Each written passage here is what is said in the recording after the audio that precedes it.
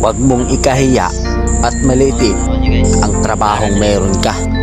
Katulong, construction worker, pahinante, driver, welder, gwardya, basurero, o kahit ano pa man ang trabaho mo. Basta kumikita ka sa malinis na paraan at wala kang inaargabyadong tao, diretso lang. Hayaan mo sila dahil hindi ka mapapakait ng mga sinasabi nila.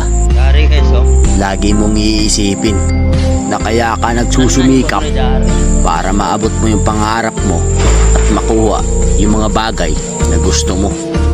Ipagmalaki mo yung trabahong meron ka, kundi dahil sa atin wala silang matibay na paniniwala.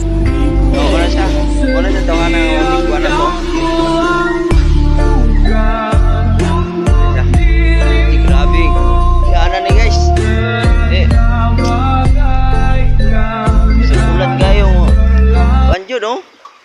Ha? So, mara na akong update nun guys. Thank you for watching.